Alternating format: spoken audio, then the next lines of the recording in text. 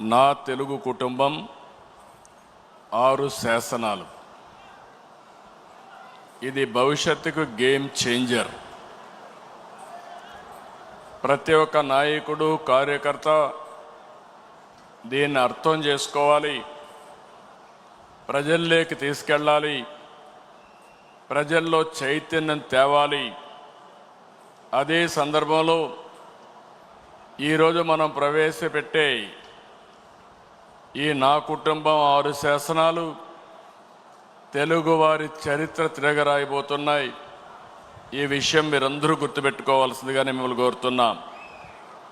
సమాజమే దేవాలయం, ప్రజలే దేవుళ్ళు. అనునిత్యం మన ఆలోచన విధానంలో మన నాయకుడి స్ఫూర్తే మనకు గుర్తొస్తుంది.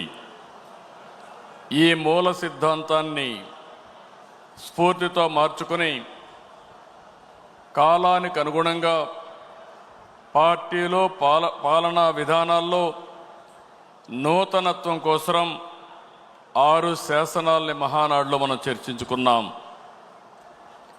పాత తరం విలువలు, ఇక్కడంతా సీనియర్ నాయకులు అందరూ ఉన్నారు, వాళ్ళ అనుభవాలు, వాళ్ళ విలువలు.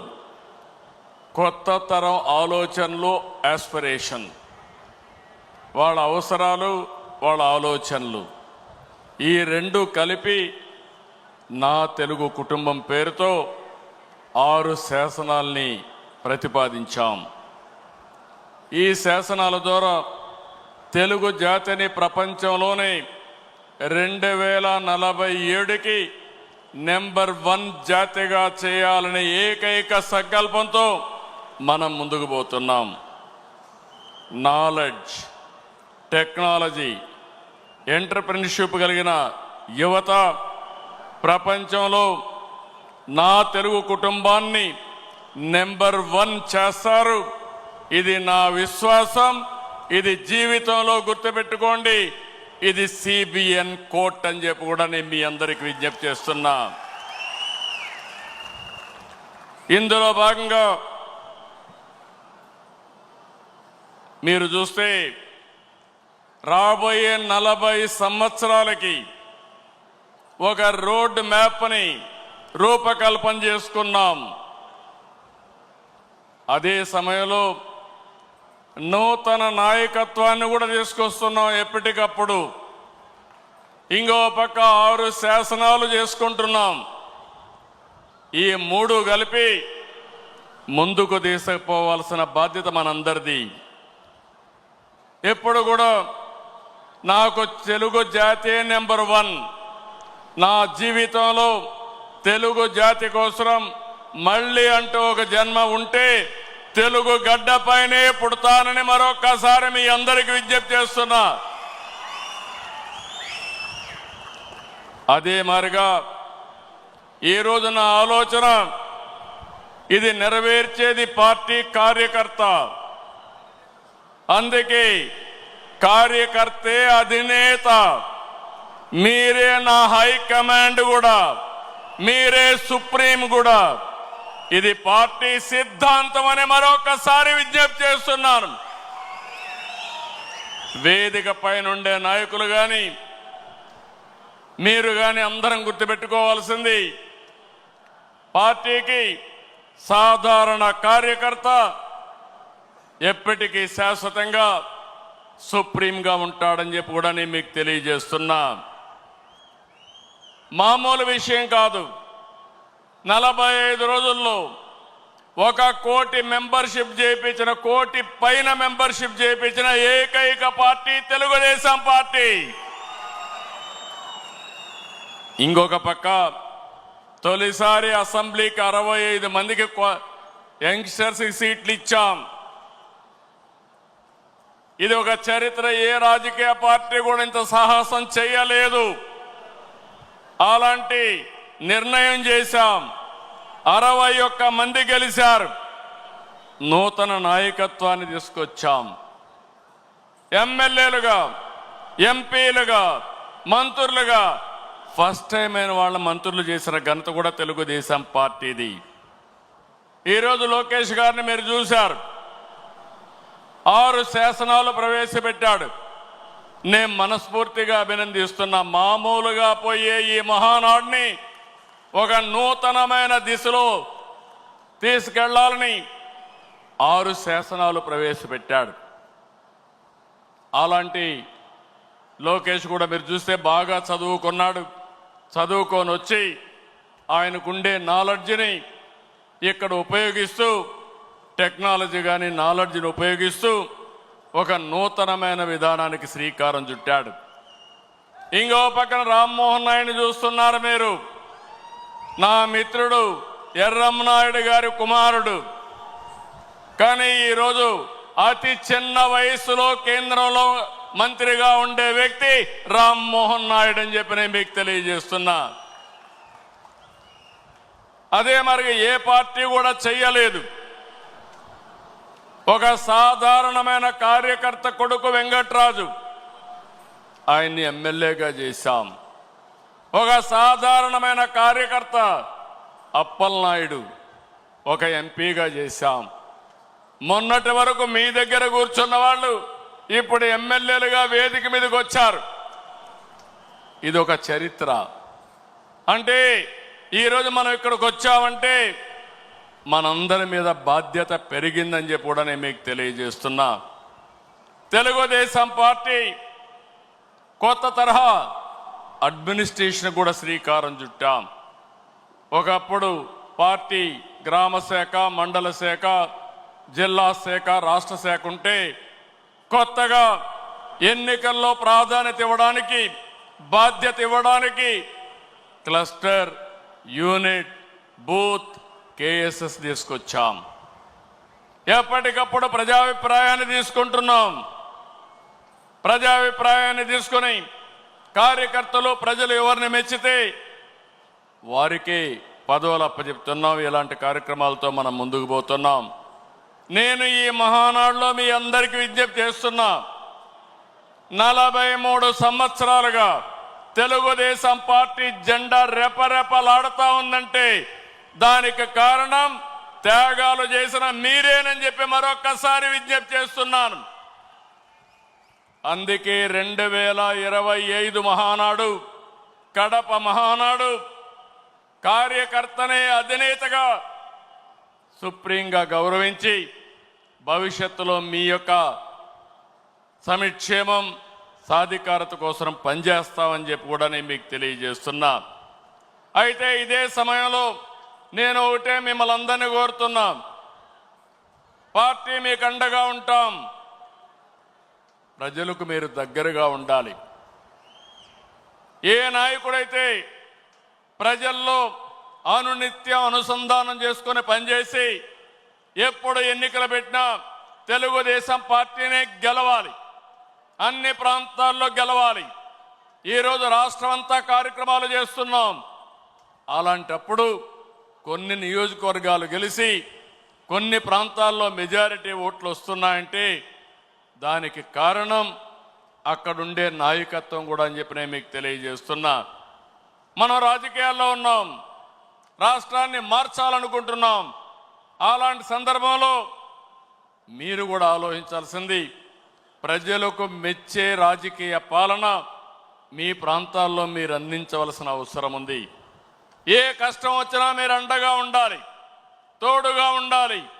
అవసరమైతే నాయకత్వాన్ని అక్కడ అడిగి గట్టిగా 10 సార్లు తిరిగి మీరు ఆ సమస్య పరిష్కారం చేసే బాధ్యత మీరు తీసుకోవాల్సిందిగా నేను కోరుతున్నా. ఇంకొక పక్కన నేను ఒకటే మిమ్మల్ని అందరినీ కోరుతున్నాను, మనం కొన్ని జాగ్రత్తలు కూడా తీసుకోవాలి. నేను ఎప్పుడు కూడా చాలా జాగ్రత్తగా ఉంటాను. ఈ కడప గడ్డలో చెప్తున్నా, వివేకానంద రెడ్డి మర్డరు నాలాంటి నాయకుడినే మోసం చేయగలిగారంటే తెల్లవారితో నిద్ర లేస్తే ఒక అసాక్షి పేపర్ ఒకటి ఉంది, టీవీ ఒకటి ఉంది. గుండెపోటుతో వివేకానంద రెడ్డి గారు చనిపోయారు. అందరి మాదిరిగా నేను కూడా నమ్మాను. అంతవరకు ఎప్పుడు కూడా నేను వేరే కోణంలో ఆలోచించేవాడిని. ఎన్నికల బిజీలో నమ్మితే సాయంత్రానికి మలుపుల మీద మలుపులు, గొడ్డలితో మెదడు కూడా బయట వచ్చి అంత చిన్నాభిన్నమైపోయి రూమంతా రక్తం ఉంటే అలాంటిది కడిగేసి ఏమీ జరగనట్టు గుండెపోటుతో రక్తం వచ్చి గోడలన్నీ కూడా తడిచిపోయాయని చెప్పగలిగారంటే ఎలాంటి వారితో మనం పోరాడుతున్నాం ఒక్కసారి ఆలోచించుకోవాల్సిన అవసరం ఉంది. సాయంత్రానికి మలుపులు తిరిగి రెండో రోజున నారాసుర రక్త చరిత్ర నా చేతిలో కత్తి పెట్టి నా మీదనే నెపవేసే పరిస్థితికి వచ్చారంటే కెన్ యూ ఇమాజిన్ అని చెప్పి నేను మిమ్మల్ని అడుగుతున్నా. అర్థమైందా మీకని అడుగుతున్నా. అర్థమై ఉంటే చేలు పైకెత్తమని చెప్తున్నా. అలాంటి కరుడు గట్టినటువంటి నేరస్తులతో రాజకీయం చేస్తున్నాం. అందుకే నిన్న ఒకటి జరిగితే వీరయ్య చౌదరి, సంతనూతలపాడు, పల్నాడు హత్యలు జరిగాయి. హత్యలు జరిగితే నాకు అనుమానం వచ్చింది. ఇప్పుడు నేను ఎవరిని నమ్మడం లేదు. ప్రతి ఒక్క విషయాన్ని కూడా సందేహం పెట్టుకొని మనసులో వేరే విధంగా నేను ఆలోచించి ఎవరు చేశారని ఆలోచించే పరిస్థితికి వచ్చాను. చేస్తే కొంతమంది మన దగ్గరుండి వాళ్లకు కోవర్ట్లుగా పనిచేస్తూ వాళ్ళ ప్రోత్సాహంతో ఇష్టానుసారం హత్యా రాజకీయాలు చేస్తున్నారు. మన చేతితో మన వేలుతో మన కన్ను పొడుచుకొని తద్వారా రెండు పనులు, ఇది తెలుగుదేశం పార్టీ వాళ్ళు వీళ్ళనే చంపుకుంటున్నారు అని చెడ్డ పేరు తేవడం, వాళ్ళ టార్గెట్ని సులభంగా ఎలిమినేట్ చేయడం, ఇది నేరస్తులు చేసే కనికట్టు మాయ. అందుకే చెప్తున్నా, ఎవరైనా సరే మన కార్యకర్తలు కూడా ఇలాంటి తప్పుడు పనులు చేస్తే ఏ కార్యకర్తను కూడా నేను ఉపేక్షించనని మరొక్కసారి మీ అందరికీ విజ్ఞప్తి చేస్తున్నా. మీకందరికీ ఆమోదయోగ్యమైతే గట్టిగా చప్పట్లు కొట్టి మీరు కూడా ఆమోదించండి.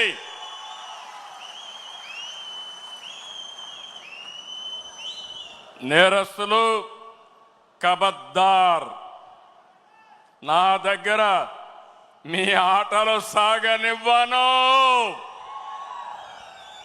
ఇది ఒక హెచ్చరిక. కోవర్ట్లు మన దగ్గరికి పంపించి ఆ కోవర్ట్ల ద్వారా మీ అజెండా నెరవేర్చుకోవాలనుకుంటే ఇది మీకు సాధ్యం కాదు.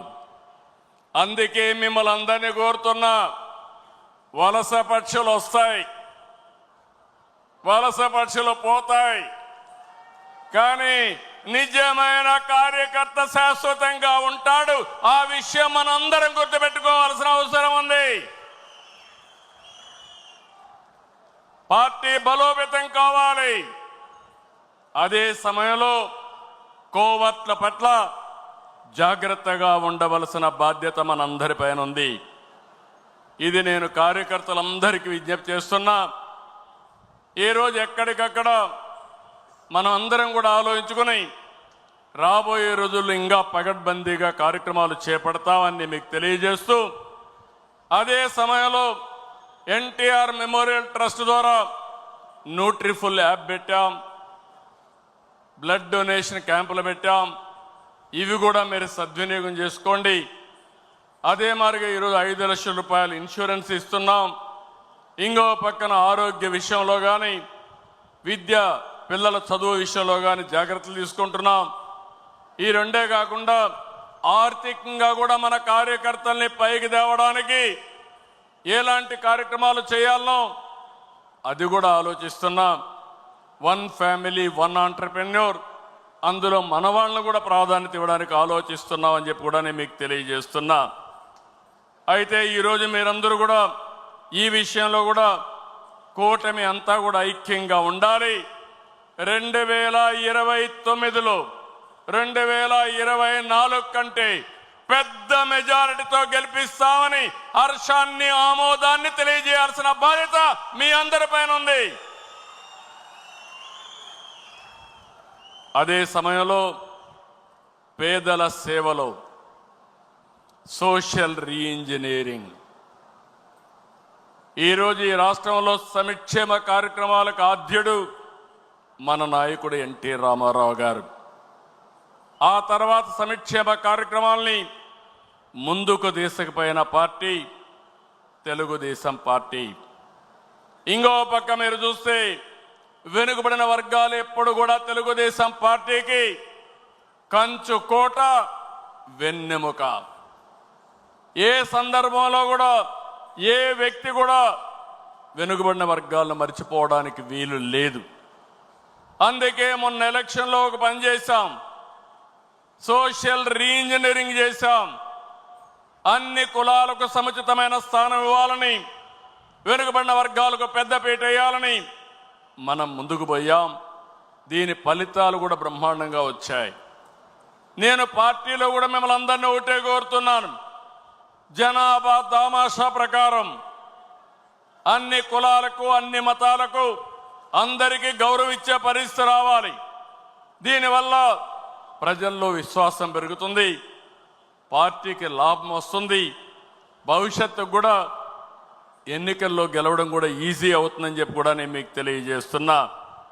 ఇంకో పక్కన మీరు చూస్తే బడుగు వర్గాలకి బలహీన వర్గాలకు మనం దగ్గరగా ఉండాలి. ఈరోజు మీరు చూస్తున్నారు సమాజంలో కొన్ని దురాచారాలు ఉంటే 2 గ్లాసుల సిద్ధాంతం ఉండేది. జస్టిస్ పున్నయ్య గారి కమిషన్ వేశాను, ఆయన ఇచ్చిన రికమెండేషన్లు అమలు చేశాం.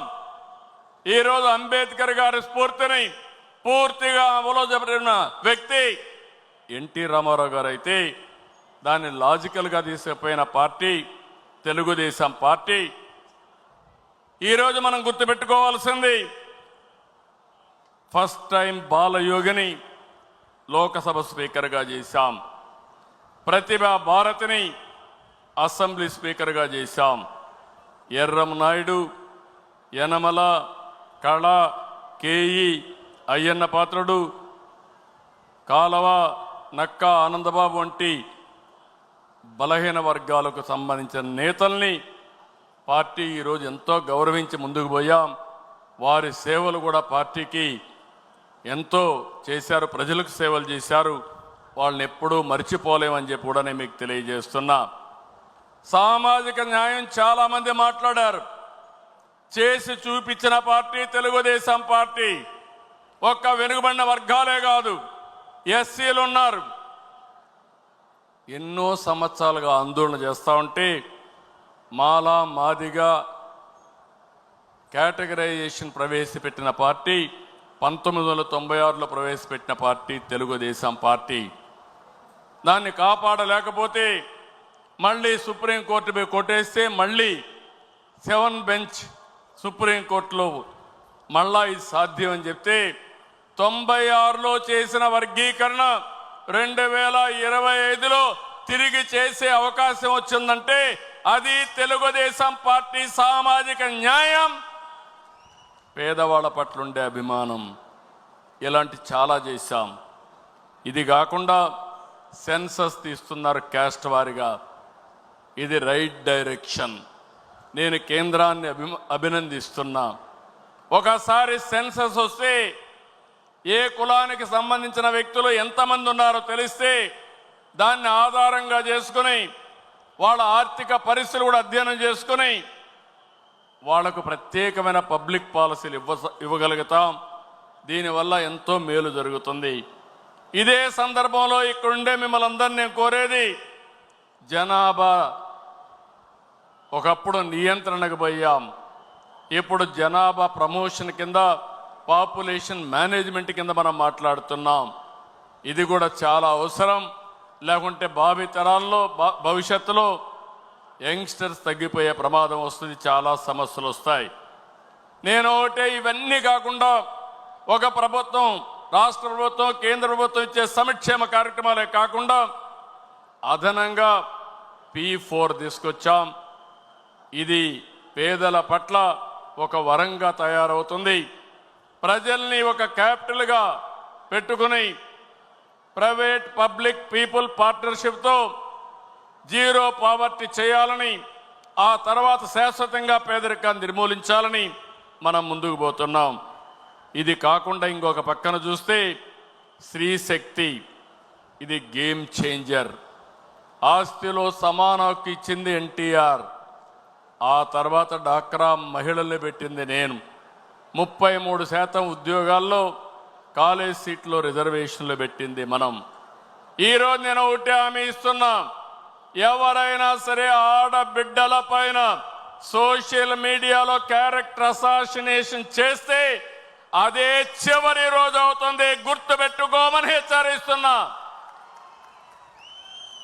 ఇలాంటి కఠినమైన నిర్ణయాలు తీసుకుంటాం, ఆడబిడ్డలకు న్యాయం చేస్తాం. ఈ సంవత్సరం 1,00,000 మంది డాక్రా సంఘాలని పారిశ్రామికవేత్తలు చేయాలనే కార్యక్రమం పెట్టుకున్నాం.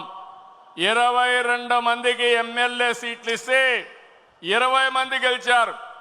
ఈ రేషియోలో చూస్తే ఎంతమంది ఎమ్మెల్యేలుగా మహిళలకు ఇస్తే, ఎంపీలుగా ఇస్తే తప్పకుండా ఎక్కువ గెలిచే అవకాశాలు ఉన్నాయి.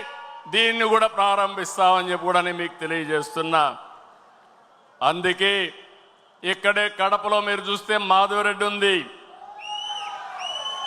ఆమెనందరూ కూడా తక్కువ అంచనా వేశారు, రిజల్ట్ చూశారు, అదరగొట్టింది. అదే మహిళా శక్తి అని చెప్పి నేను మీకు తెలియజేస్తున్నా. ఈరోజు నేను ఒకటే మీ అందరికీ హామీ ఇస్తున్నాను, ఇప్పటికే చాలా కార్యక్రమాలు చేశాం, మళ్ళీ హామీ ఇస్తున్నా. ఈ నెలలోనే లేకుంటే నెక్స్ట్ నెల లోపల తల్లికి వందనం, ఎంతమంది పిల్లలుంటే అంతమందికి 15,000 రూపాయలు ఇచ్చే బాధ్యత మనదేని మరొకసారి విజ్ఞప్తి చేస్తున్నా. ఇంకొక పక్కన ఆగస్టు 15 నుంచి ఉచిత ప్రయాణం మా ఆడబిడ్డలకు కల్పించే బాధ్యత నాదని మేము అందరికీ విజ్ఞప్తి చేస్తున్నా. ఇప్పటికీ దీపం కింద కనెక్షన్లు ఇచ్చా, 3 సిలిండర్లు ఉచితంగా ఇస్తున్నాం. డాక్రా సంఘాలు పెట్టాం, సాధికారతో ముందుకు పోతున్నాం. భవిష్యత్తులో నేను ఇప్పుడు చూస్తున్నాను, మగవారితో సమానంగా మా ఆడబిడ్డలు ఇక్కడ లేరు. ఆ రోజు తొందరలోనే వస్తుంది. మగవారి కంటే ఎక్కువ మంది మహానాడులో మా ఆడబిడ్డలను చూసే రోజు తొందరలో వస్తుందని మరొక్కసారి విజ్ఞప్తి చేస్తున్నా. రాజకీయంగా, ఆర్థిక పరంగా, సామాజికంగా నా ఆడబిడ్డలు మగబిడ్డలతో సమానంగా ఉండాలనేది నా సంకల్పం. ఏమమ్మా ఆడబిడ్డలు మీరు సిద్ధమా అని అడుగుతున్నా. ఏంటయ్యా మీరు కూడా సిద్ధమా సహకరించడానికి అని అడుగుతున్నా. ఆడబిడ్డల్ని ఎక్కడైతే గౌరవిస్తామో అక్కడ భవిష్యత్తు బంగారుగా ఉంటుందని మరొకసారి మీకు తెలియజేస్తున్నా. ఇంకో పక్క అన్నదాతకు అండగా ఉంటాం. 50 రూపాయలకే కరెంట్ ఇచ్చిన పార్టీ తెలుగుదేశం పార్టీ. సాగునీటి ప్రాజెక్టులకు ప్రాధాన్యత ఇచ్చిన పార్టీ తెలుగుదేశం పార్టీ. యాంత్రీకరణ, రుణాలు, సబ్సిడీలు ఇచ్చిన పార్టీ తెలుగుదేశం పార్టీ. పామాయిల్ లాంటి సాగును తీసుకొచ్చిన పార్టీ తెలుగుదేశం పార్టీ.